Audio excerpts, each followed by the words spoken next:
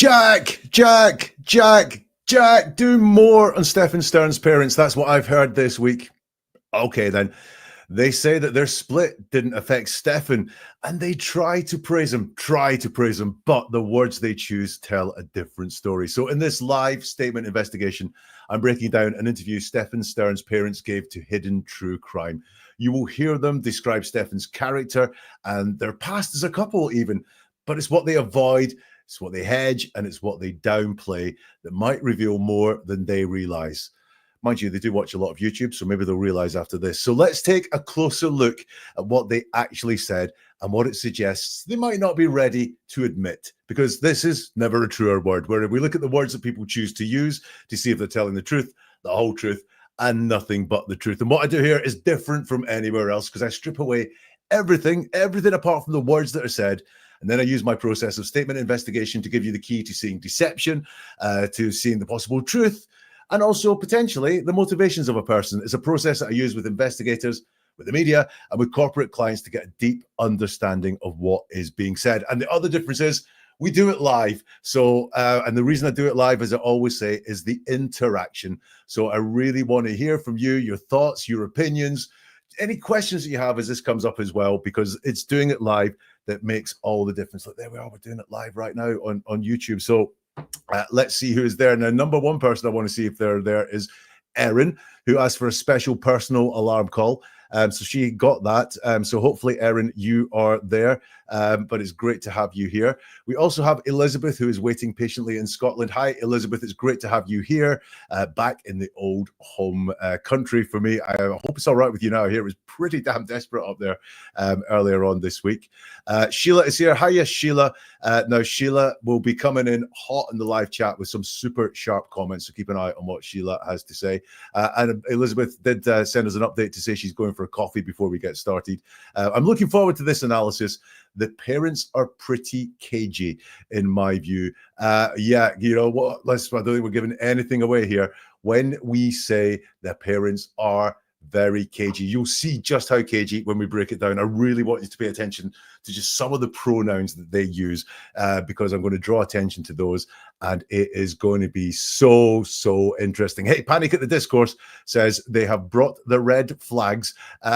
Yes, you're going to need plenty of red flags here, and Elizabeth will all be pleased to know is back with her coffee and ready for this. So let's dive in to this Hidden True Crime channel interview with Stephan Sterns' parents.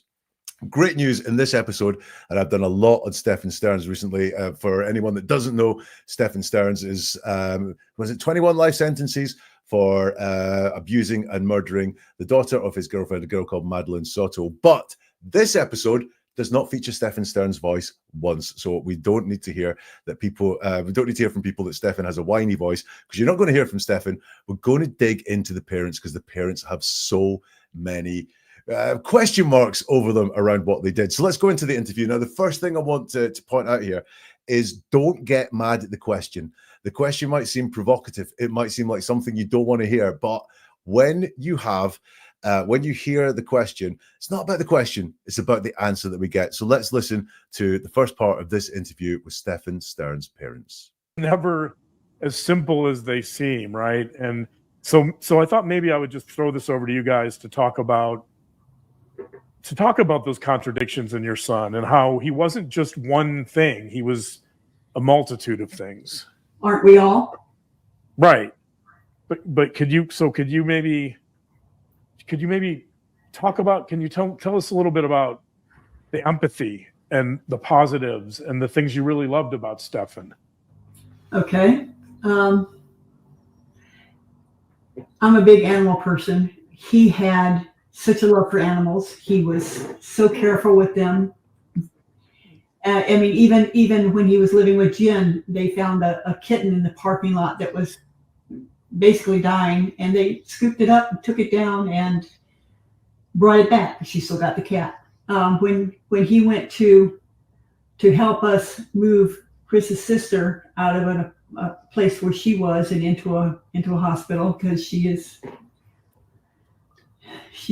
has some problems. She's in assisted living. She has dementia. Yeah, she has advanced dementia, but she had a dog.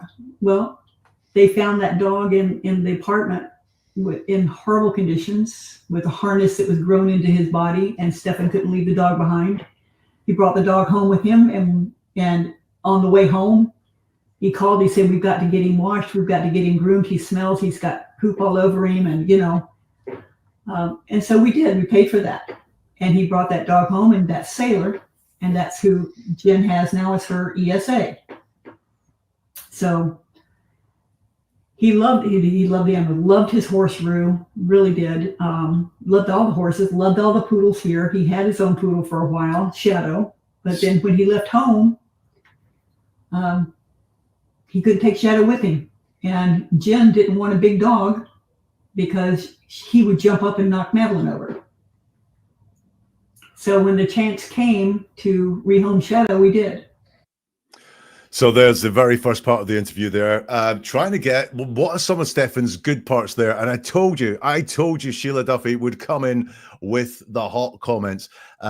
It's put to them, things are never as simple as they seem, right? And so I thought maybe I would just throw this over to you guys to talk about these contradictions in your son and how he wasn't just one thing, he was a multitude of things.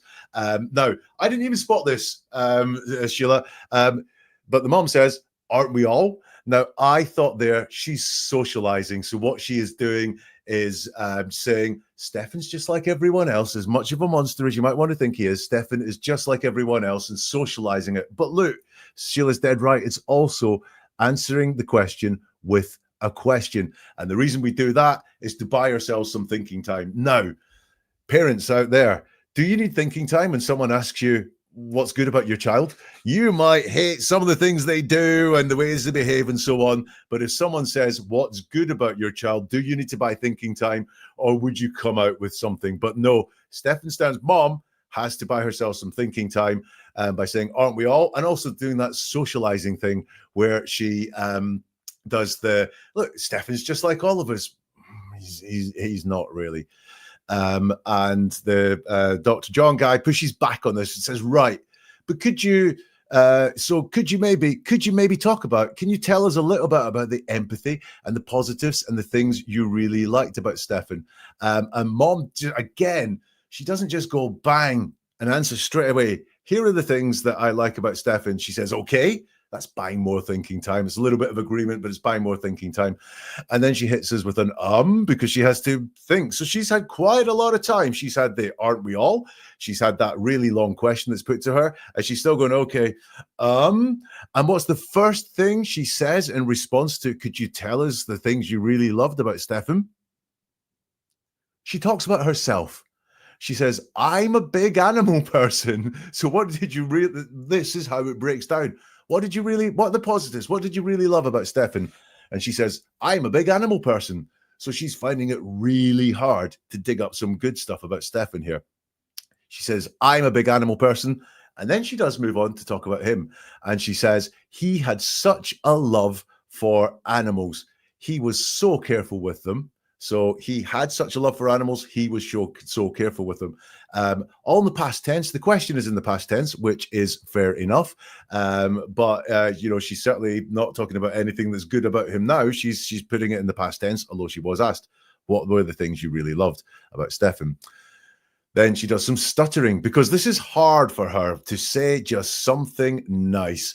I mean, even when he was living with Jen, they found a kitten. Now, that's very stuttery. It's not flowing. Again, if you're a parent and I ask you to say something nice about your child, you're more than likely going to give me something that flows because it's authentic inside you and it just comes, no filter, out. But she is, stuttering and trying really hard to think about it. And she says, even when he was living with Jen, which suggests there's a kind of cutoff point that he was nice before he was living with Jen and he wasn't nice after he was living with Jen or something like that. There's a pivot about living with Jen. Did his character change then? Or is that just when the scales fell from her eyes and she saw what he was really like? But anyway, even when he was living with Jen, so she's talking about him again. So she's moved from herself to him. She's introduced the concept of Jen.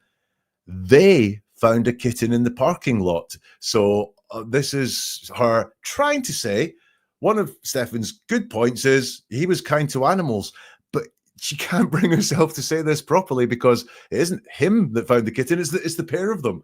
It's they found a kitten in the parking lot that was basically dying. So we've got basically in there as well. So I think here she's over egging the story here. They found a kitten in the parking lot. I think a stray kitten there, basically dying. She can't bring herself to say it was dying. So it was basically dying. So she's putting everything into this story here. She's really trying hard to construct something nice to say about Stefan. It was basically dying, and they scooped it up and took it down and brought it back. So they scooped it up. It's not even Stefan that is doing this.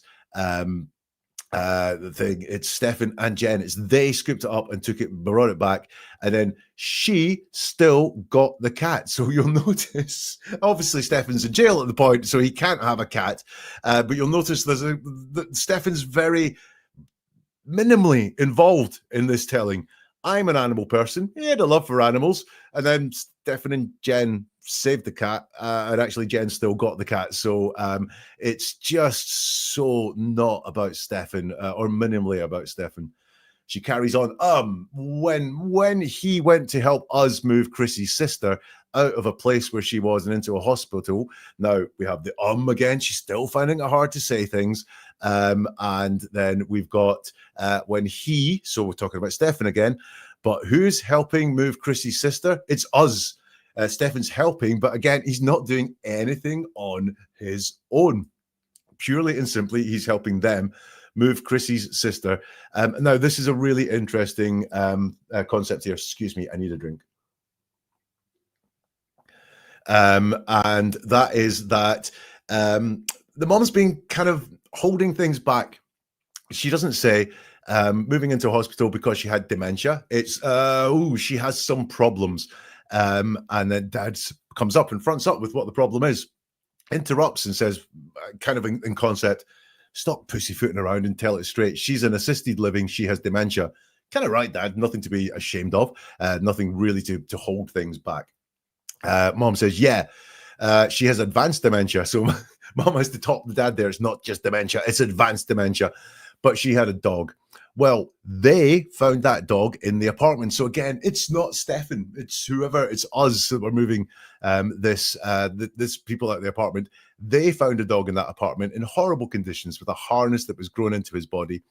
And Stefan couldn't leave the dog behind. So we're on now to back to Stefan. He brought the dog home. So here we have something that Stefan did with him. So he brought the dog home with him. And on the way home, he called and said, we've got to get him washed. So Stefan couldn't even wash the bloody dog all by himself. He was such a caring person that he basically told Mom, you got to wash this dog. We've got to get him groomed. So Stefan was not taking any care of this at all. It's just, we've got to get him groomed. He smells. He's got poop all over him. And so we did. We paid for that.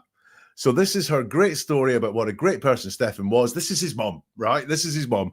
And she's having to construct something. And in her pronouns here, it's coming out that Stefan maybe had a passing interest in animals. I'm not saying she's lying about all of this, but it's coming out here that Stefan felt a bit sorry for the dog. I felt so sorry for the dog that he went, yeah, Mom, you've got to look after it. And he brought that dog home.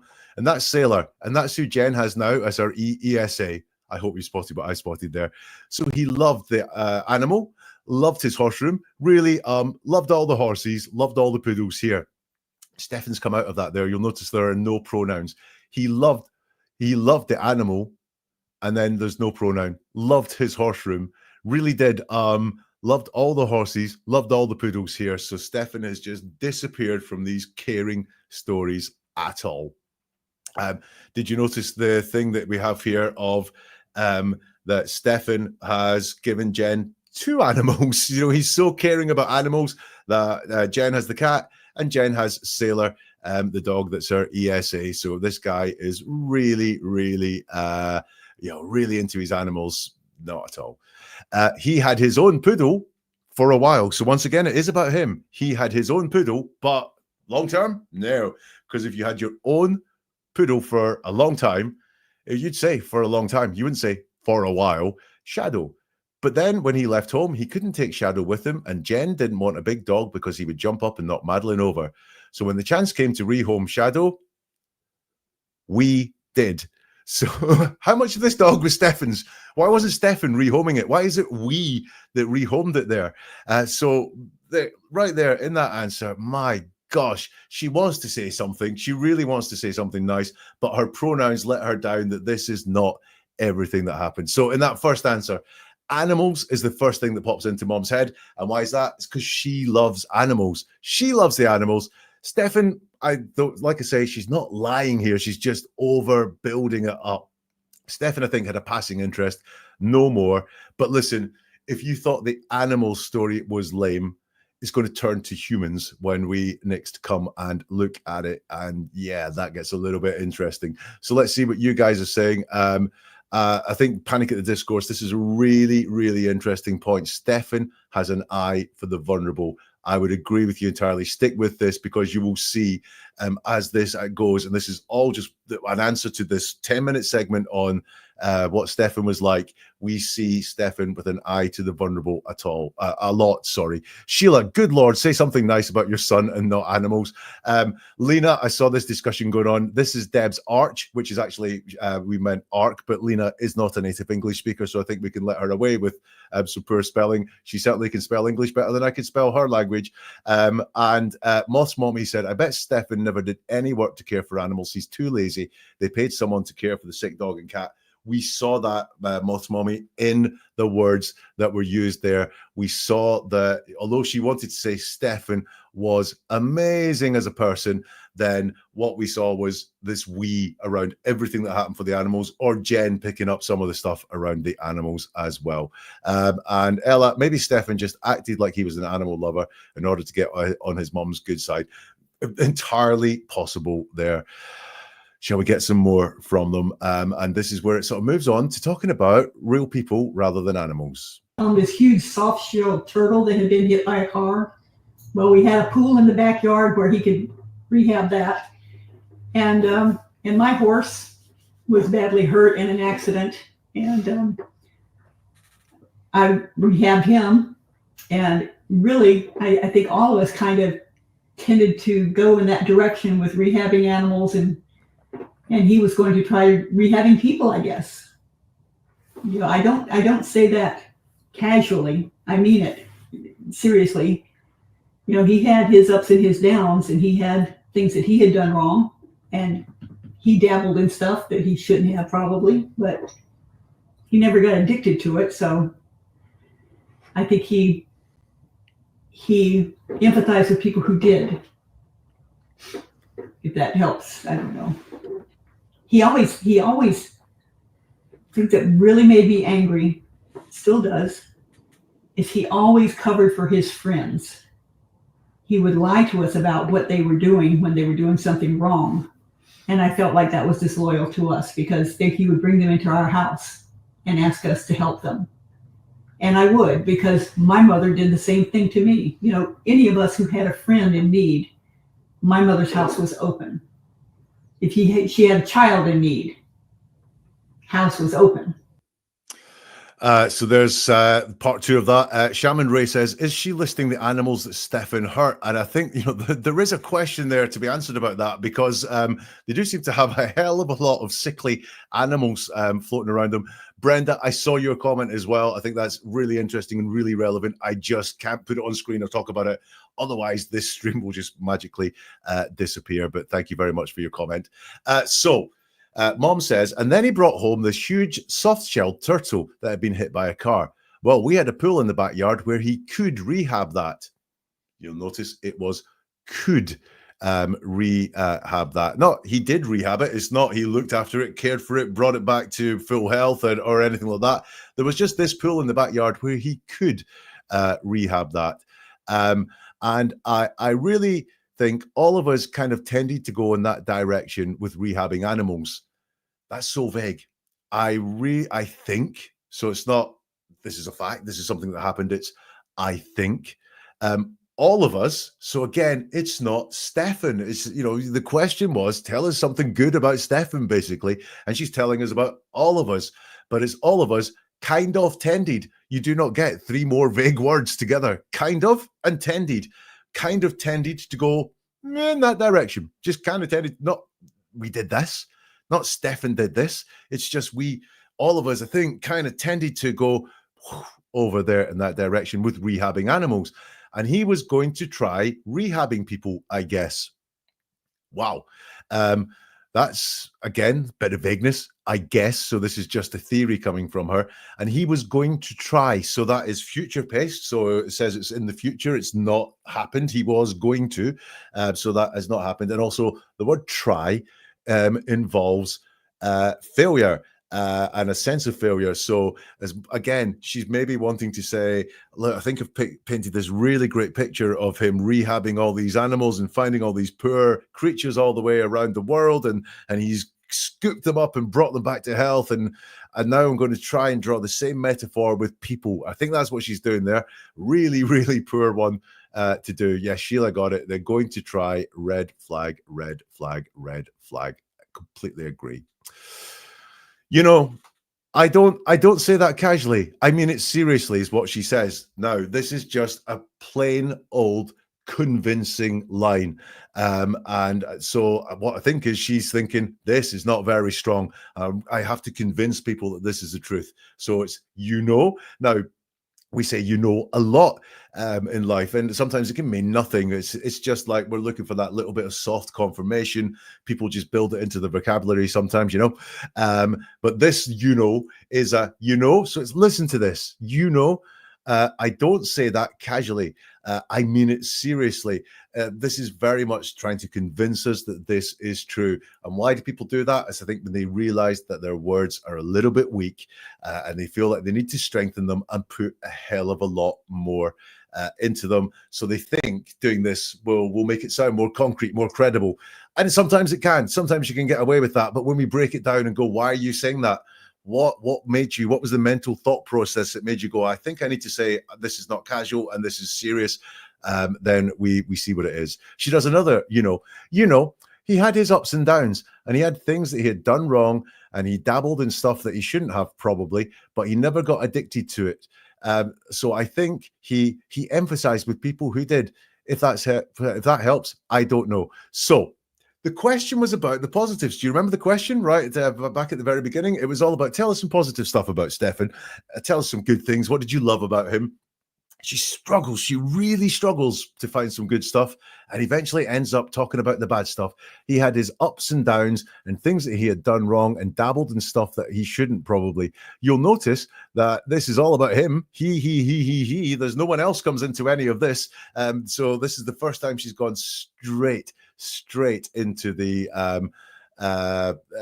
talking about him there. He had his ups and downs. He had things he had done wrong and dabbled in stuff that he shouldn't probably, but he never got addicted to it. Someone has said they think he was addicted to Adderall, and maybe mom didn't know, but she also uses the word never. And also she uses the word it, so we don't know what it is. Is she talking about, serious drugs that he didn't get addicted to, but he might be addicted to other stuff. So I think he emphasized with people who did, if that helps. I don't know, right? So I think so that's weak. He emphasized with people who did. People who were addicted to it. But that's interesting sort of way of describing it there.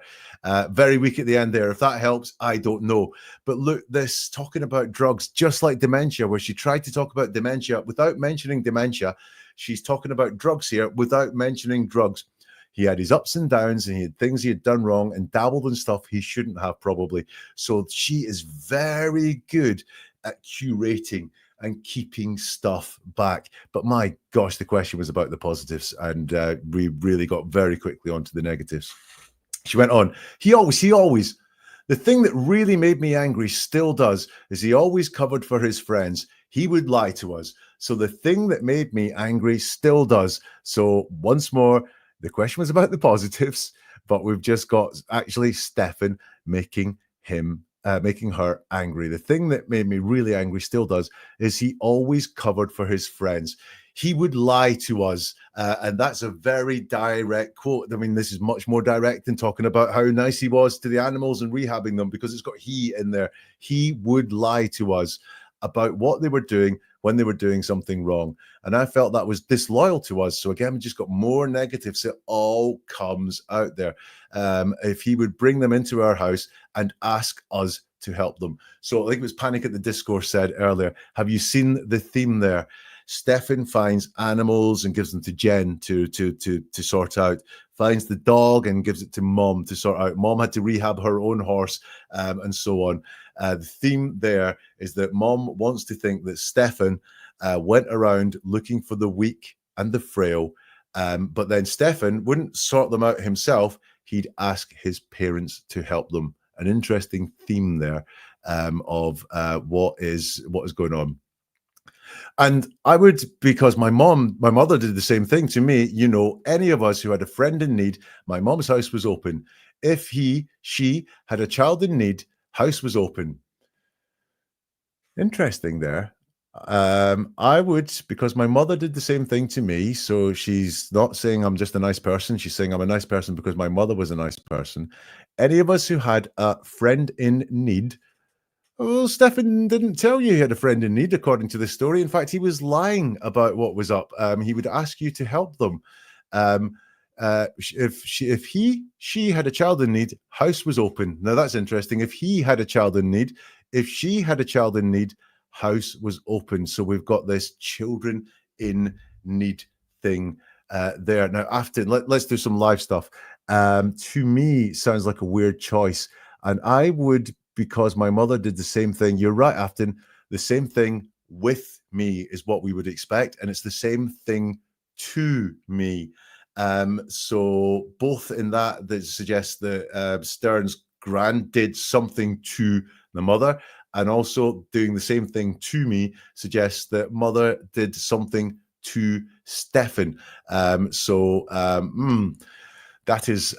interesting. And yeah, should it not be the same thing for me, says Lena. With me, same thing for me. With me, for me would be apt. So yeah, thank you for that one. That's a great spot. So here, she cannot stay with the positives around Stefan for long. And what is the theme that she's got going on here? Is it that Stefan would spot an issue and manipulate help? Because that's what it can sound like to me.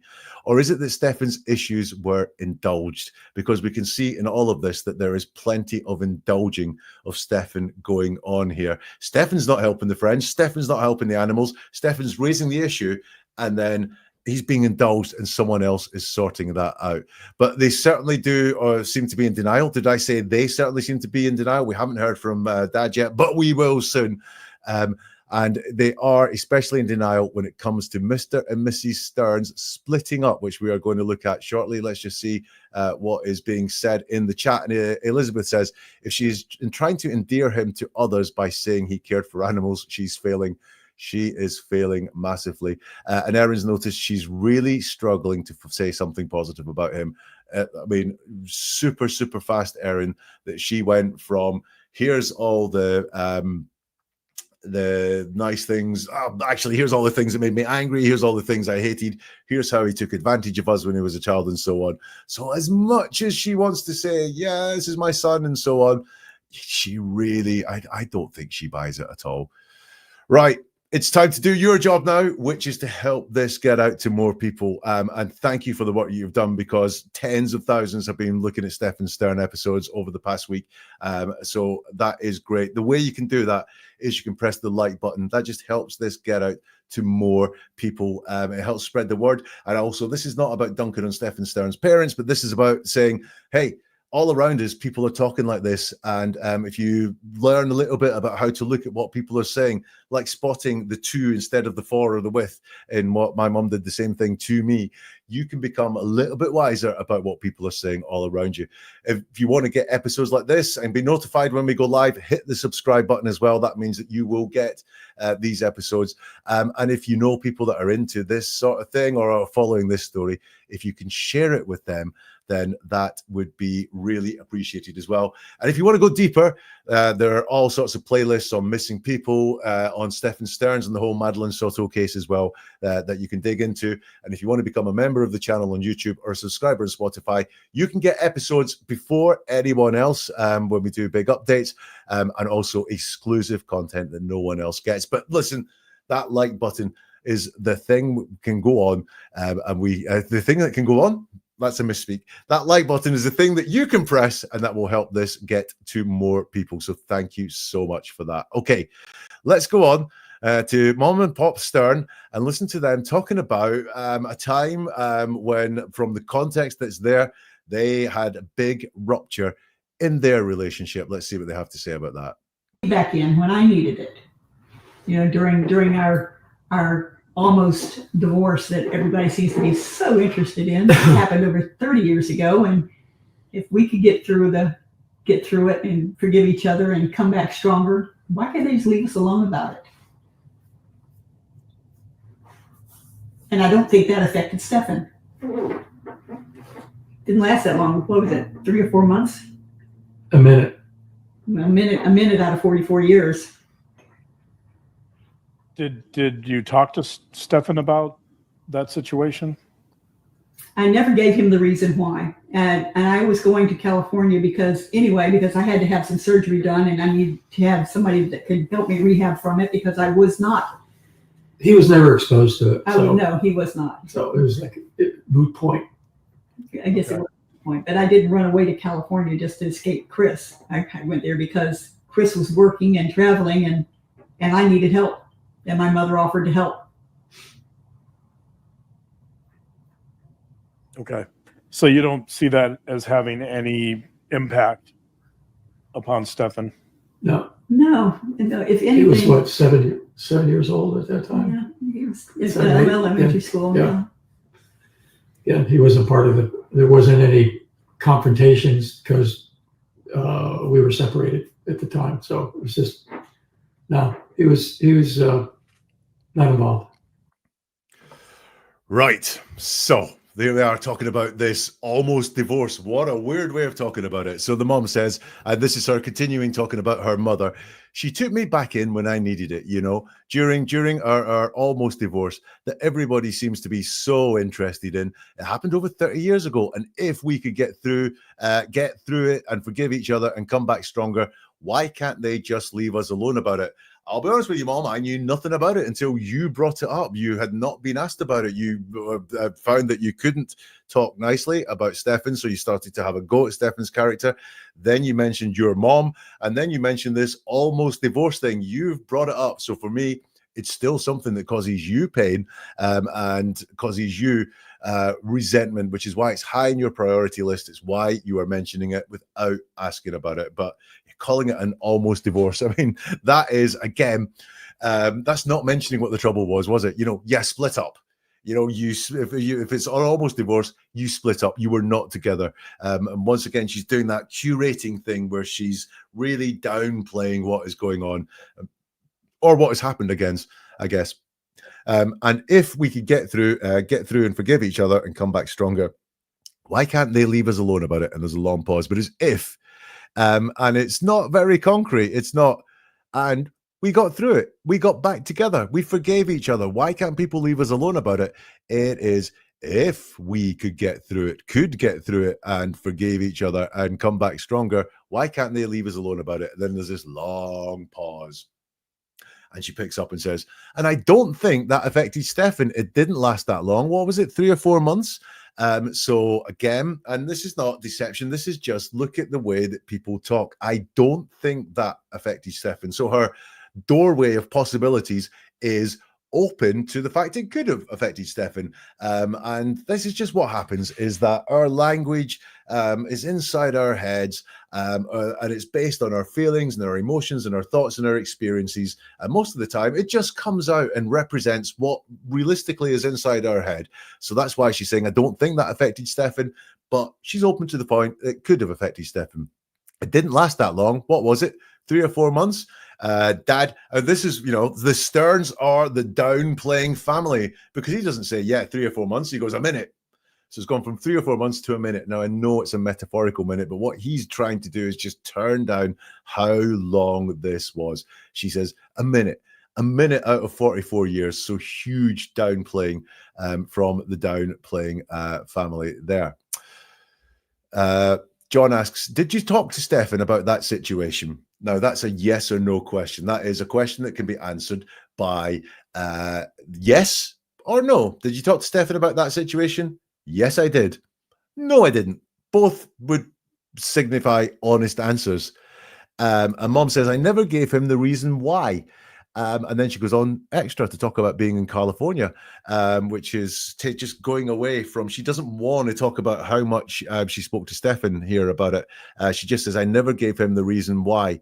Now, call me old-fashioned, but if your parents split up for 3 or 4 months and you didn't really know why, it's going to do things to your head, isn't it? I never gave him the reason why. And I was going to California because I had to have some surgery done. And I needed to have somebody that could help rehab from it because I was not. And Dad interrupts and says he was never exposed to it. Again, bearing in mind all the things that Stefan's accused of, exposed is an interesting word to pull up. But also, he was never exposed to it. What does expose mean? Lena also says that we have never there as well. But I would go with that. And I think this is a self-comforting sentence. Never exposed to it. What does exposed mean? Because what I think we've got here is, well, what does exposed mean? Did you split up? Did you have a huge blazing row about some indiscretion that happened when Stefan wasn't there? So was that what he was not exposed to? But he was also exposed to the fact that his mom disappeared for months or his dad disappeared for months. The family wasn't together for months. But you don't want to think about that. You just want to think about exposed to some of the things that you kept back from him. Mom, no, he was not. Dad's interruption there is interesting because I think that we're seeing Mom do all the talking here and Dad's doing the interrupting. But I think Dad is very controlling, almost content to just sit back. And as long as things are all right, then she can do the talking. But when it doesn't go the way he wants, that's when he interrupts.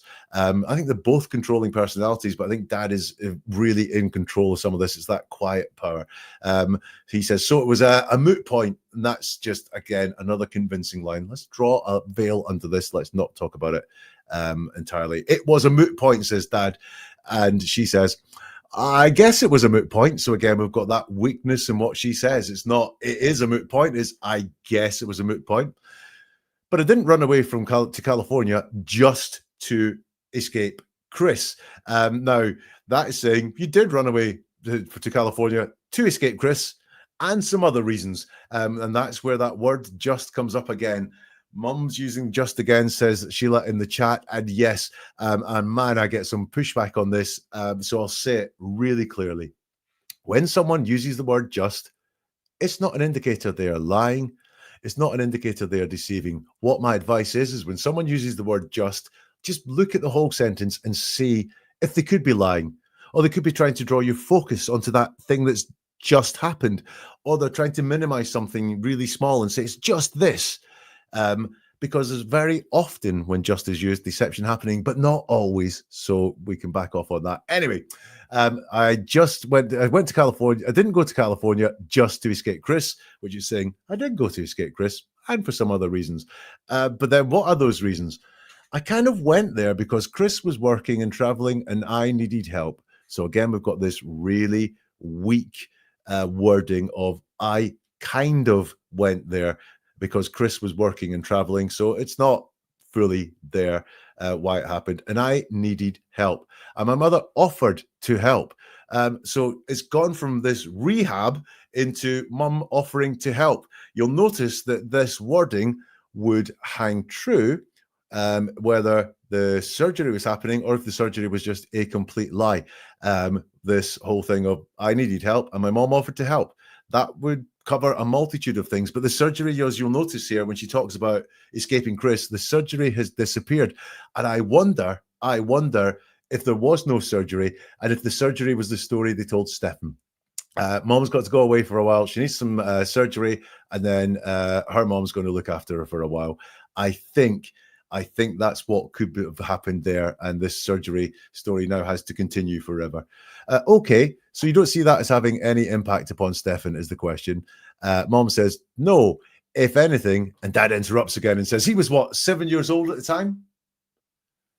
Obviously going by the unwritten law that I've never heard of, that 7-year-olds can't be affected by anything. He was in elementary school at the time. And Dad says, yeah, he wasn't part of it. There wasn't any confrontations because we were separated at the time. So it was just, no, he was not involved. Now, that's interesting because he's like talking about, again, I think this is just a statement of comfort. He wasn't part of it. Well, if you know, and very often with children in these situations, it's not what they were part of, it's what they witnessed. And he was not involved. Again, it's not what they're involved in, it's what they witnessed, it's what they felt, it's what they experienced. So I think this is a statement of self-comfort. There weren't any confrontations because we were separated at the time. Normally, and I've lived a long old life, before a separation, there are many confrontations. People don't just go, I think we'll separate now. There is a confrontation there. So this is just something I think that makes him feel very comfortable about what he's saying.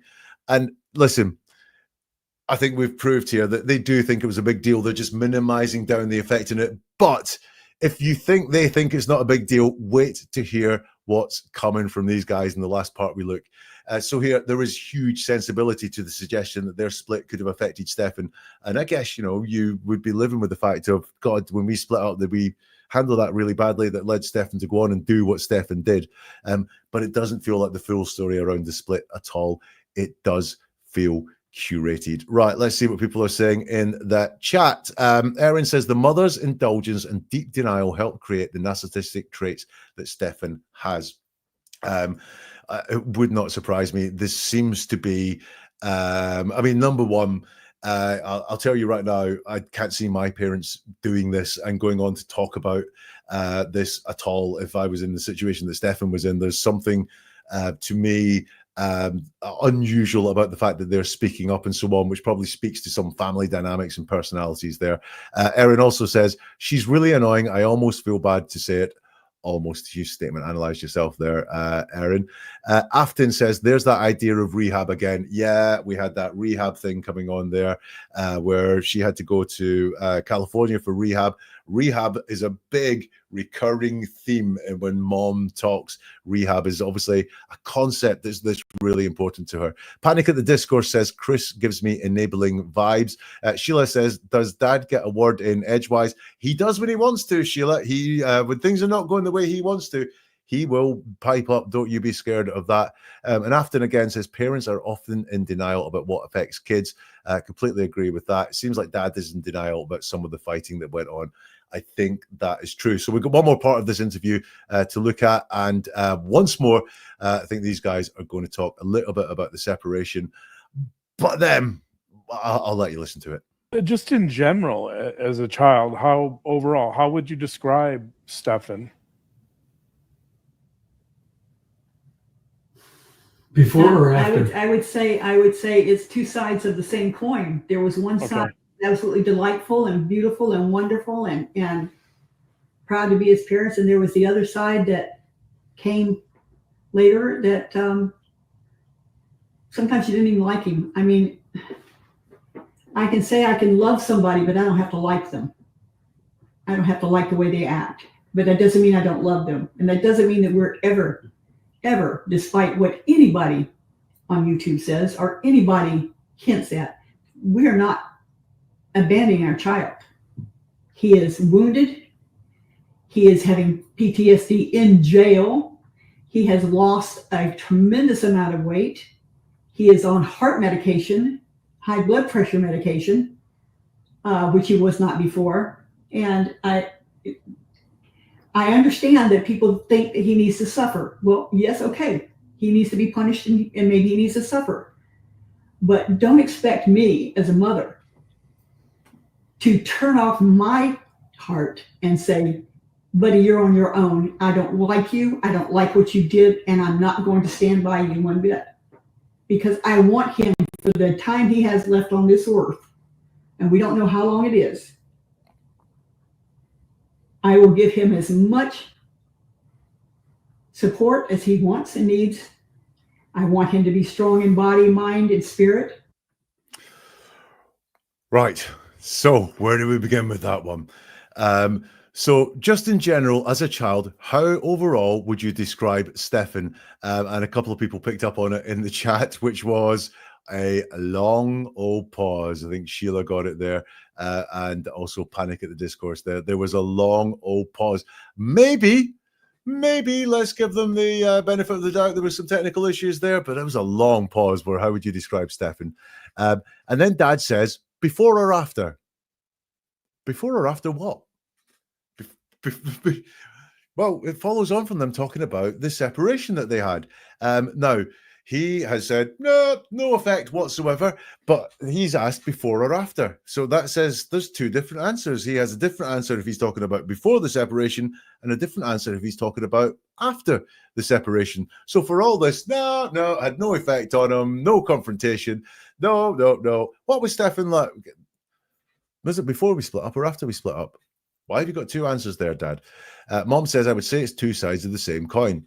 There's one side, absolutely delightful, absolutely, and beautiful and wonderful and proud to be his parents. And you can see she doesn't even say, and we are proud to be his parents. She drops the pronoun there and is just proud to be his parents. She takes herself out of it. And there was the other side that came later, that sometimes you didn't even like him. So there was the other side that came later. So again, we have this concept of Stefan's personality changed and something went on with him. Dad has said the point where he thinks that has changed. It was around this separation that didn't affect him at all, by the way.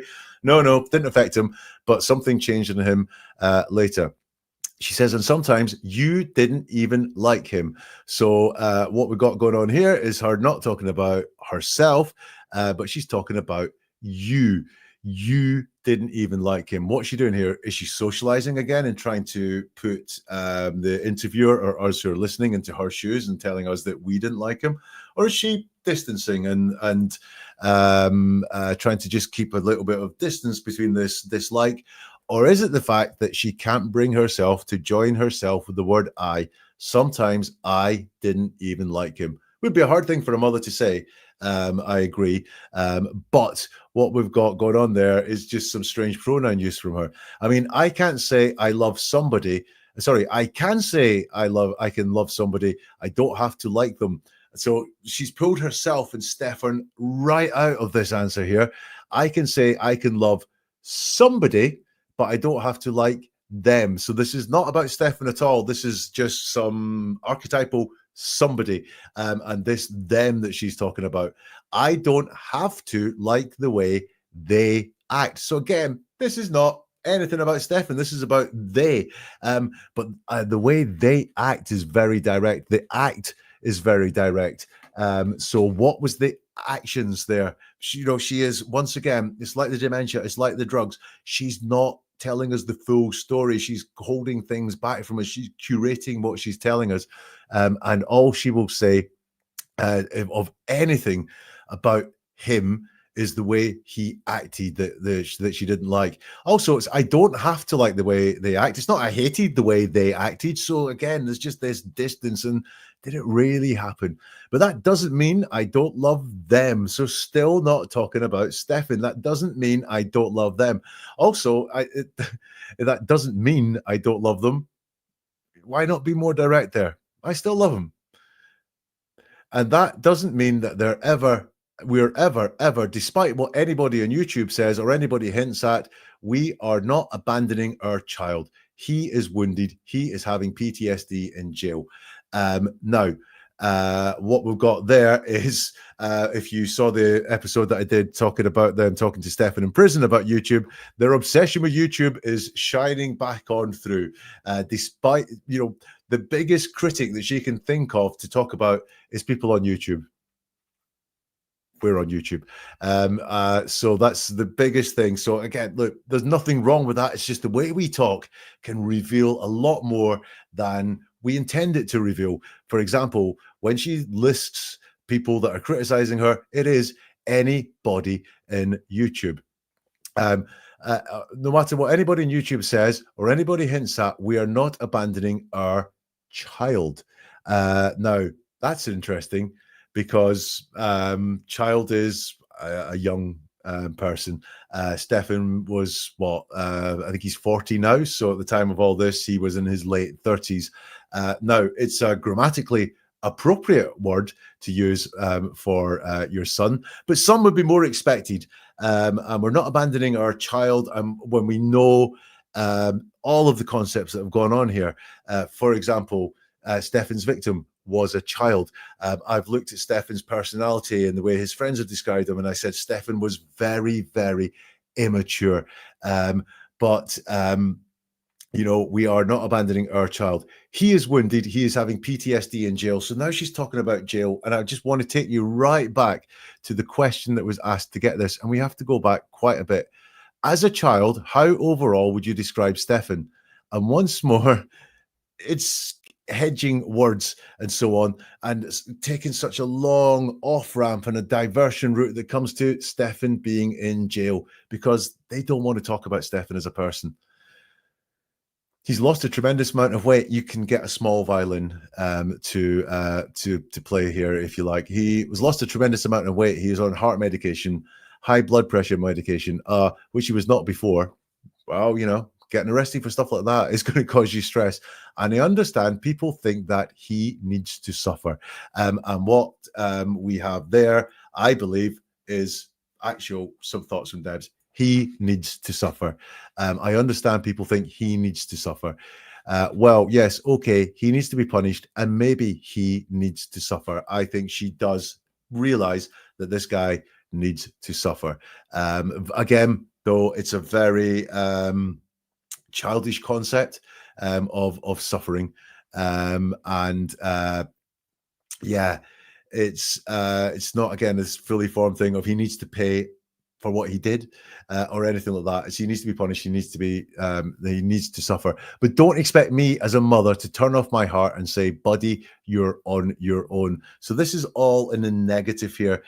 Don't expect me as a mother to turn off my heart. She's not saying what it is that she's going to do. She uses the pronoun you here, but if you look at how she went into it, she's kind of paraphrasing what she'd say.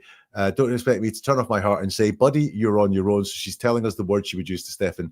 I don't like you. I don't like what you did. And I'm not going to stand by you one bit because I want him for this time he has left on earth.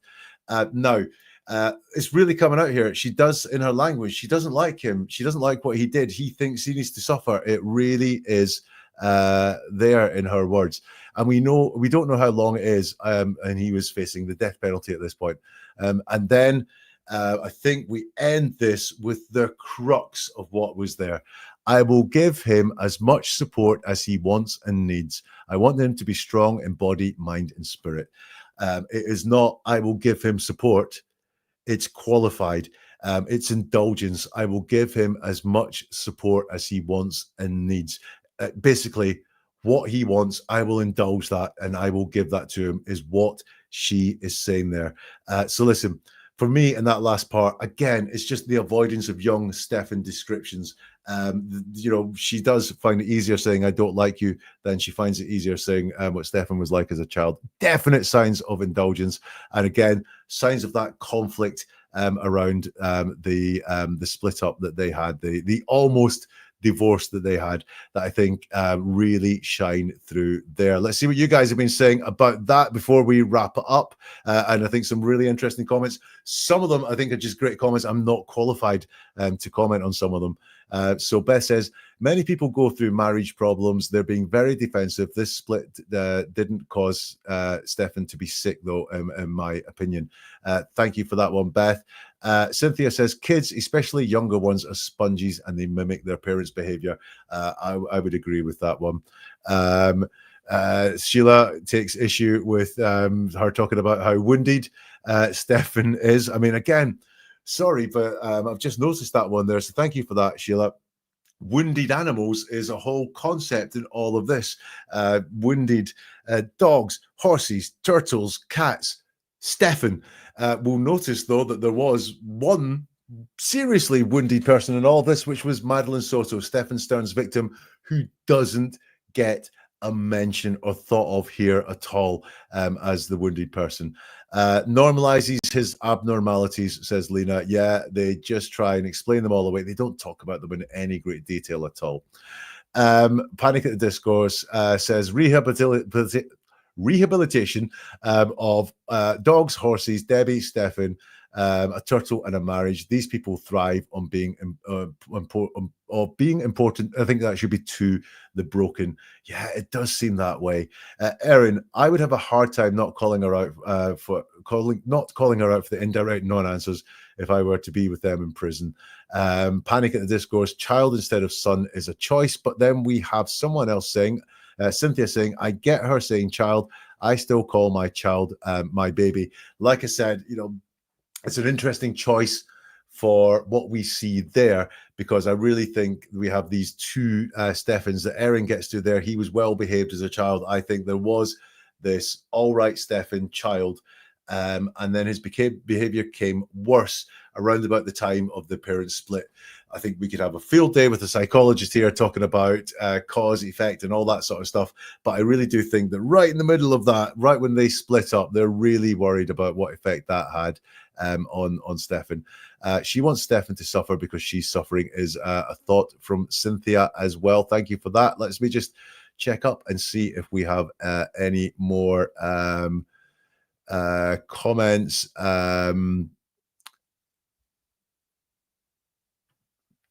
Once, in my opinion, once Maddie reached a certain age, he would pursue others. Yeah, I mean, that does seem to be the guy's character. You were right, no mention of Maddie. There was one mention of Maddie, Beth, which was when Jen said she didn't want a big dog, the poodle, because it might knock Maddie over. And Rosie says, I think... I'm actually not going to repeat that one because that's the sort of stuff that we get this video closed down. But I do thank you for your comment, Rosie. I think it's a very valid question to ask. So listen, that is a look at Stephan Sterns' parents. We've learned a lot about them. I think they indulged Stefan. I think they really do fear that some of the things that went on in their life have affected the way Stefan was as an older child. And man, the kings of downplaying everything, and they really struggled to say anything nice about Stefan as a person at all. As much as they wanted to front up and talk about this whole thing, they had a real hard time talking about Stefan. Right. Hit like on the way out so this gets to more people. Also, by the way, neveratruerword.com is the website. Now, there you'll find links to a whole lot more videos or more podcasts if you want them. Also, you can find a link to join the Facebook group, which we discuss words like this all the time. Sometimes not as serious as this, but it's a great learning resource if you want to either sit and enjoy people talking about words or get involved yourself or ask questions yourself. You'll find all the details there at neveratruerword.com. And we will see you soon for something new from Never a Truer Word.